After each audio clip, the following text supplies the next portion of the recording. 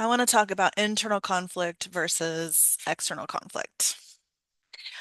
These are terms that I got from Glennon Doyle on We Can Do Hard Things years ago. And basically, it is like most of us are either comfortable with internal conflict or external conflict. So, internal conflict means there's something wrong with the external world. And instead of addressing it in the external world, we have this conflict inside of ourselves that plays out over and over and over again. That is the category I fall into.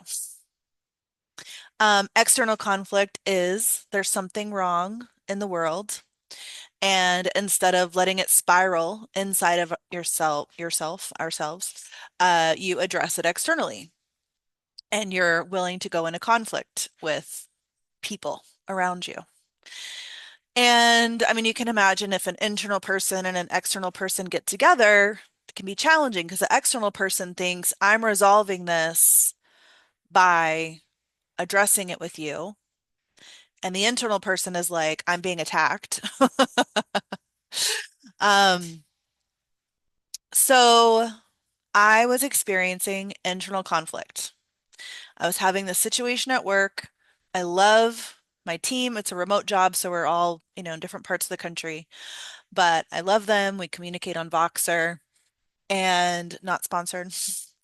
And there was, there is a woman on my team, and she had a particular understanding of her work load, and I had a different understanding of her workload.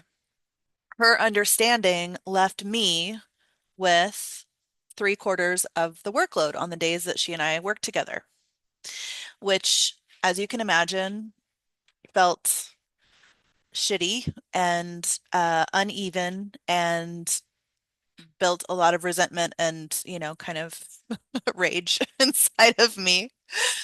And it kind of happened over time. And I noticed, um, each weekend as the weekend was starting, like I started to loop in my head about it. Now, I did not feel as if I had a place to tell her her job. I'm not her manager. So what I did first was I asked kind of communally, hey, what do we think our responsibilities are? And her answer confirmed my belief of her belief, which I think was wrong. And so then, as I was feeling my internal conflict build, moving into another weekend where she and I would be working together, I asked in a chat with her and our manager, and I was like, "Hey, what's our rhythm and responsibilities and priorities on the weekend?" And I had a good reason to ask that didn't seem blamey because our workload was getting fuller. We had more on the customer service side of things. We were getting more and more customers. So I asked, our manager answered. I kind of reflected back what I heard. And then that was a day before we were going to work. This woman and I were going to work together. And then the day of, I still wasn't getting the impression that like she got an understanding that like we're actually meant to be sharing this workload. So I did say something privately to our manager. And I wasn't telling on her. I was like, hey, could you also just throw into that chat like what our division of labor is? And she asked me where I was coming from. I told her. And so anyway, it has been resolved. I don't know what she said to that other employee. And I don't know at what point the other employee got mad at me, but now the woman's not talking to me. So I have shifted the work situation through my actions, which I really appreciate. And now, so instead of having that internal conflict of like feeling like I'm holding this extra burden, I have created an external conflict where again, I don't know like what pissed her off. I don't know, at what point she got angry. I don't think our manager created a drama, but I have no idea. But I do know she's icing me out, and it's comical to me actually. But she's icing me out and giving me the cold shoulder and not speaking to me. And I really would prefer that and then have the workload distributed evenly than what it was. But this external conflict has me charged up too. So now I'm like, I just switched from internal conflict now to external conflict. And so, like, she asked a question in the group chat. I answered. She didn't say anything back. And I just feel the charge in my body, knowing that I'm being rejected or frozen out or cold shouldered or, whatever. So I don't have like an answer, but I just wanted to talk about the experience because I think, everybody can relate to some part of the story, right?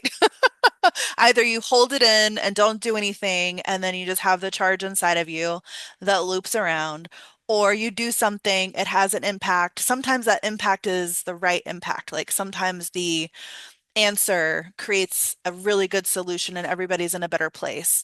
I did not know how to create that in this situation. So I created something that was better than what it was for me. Um, I'm not gonna, I mean, I have, thoughts about her, just like personality style and learning style and working style and whatever. I'm not gonna go into all of that, but she definitely has led with fear. She has a lot of fear. Um, and so I don't know if she'll get over it. Maybe she will. I would just love for, my favorite would be like we all just get along and communicate. That would be great. Um, and again, I didn't know how to do that with her because I'm like, I'm not your manager. I can't tell you what your job load is, but I will have the manager tell you or tell us. Because if we're both having different ideas about it, like maybe we're both incorrect. So anyway, again, I don't have a resolution, but I just wanted to share the experience. Because it's like in my body, and so I'm like breathing through it, and I'm recognizing my relationship to rejection and why internal conflict is easier for me than external. And but that's, it's not reasonable to do that either. I also want to say because I know I have this experience and I have very kind of emotionally evolved friends. So I know other people are having this experience who don't have as emotionally evolved friends as well.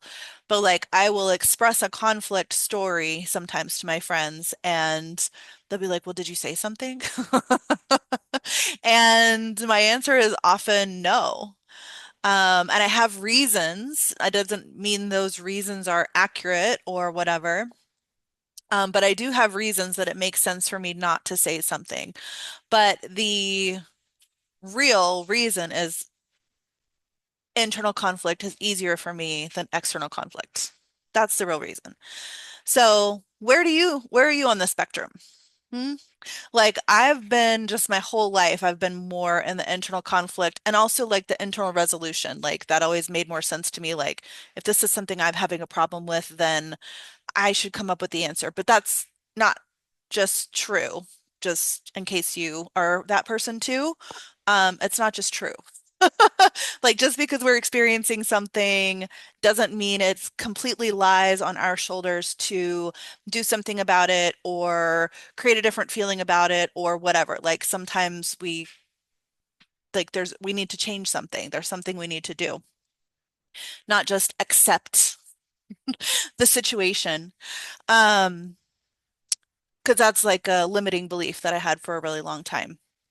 Was like, well, if I'm feeling uncomfortable, then it's on me. Like I have to change myself to be more accepting of the situation. And sometimes situations are not, there's a dynamic at play. It's not just one person. And then same if you're on the other spec side of the spectrum and it's your thing to like blame everybody else, because I've been around those people and it challenges the fuck out of me. And I'm like, whoa, it's not everybody else's fault, by the way. There might be something inside of you that you could change, that could affect this situation. So, where are you on the spectrum? Where do you want to call yourself out?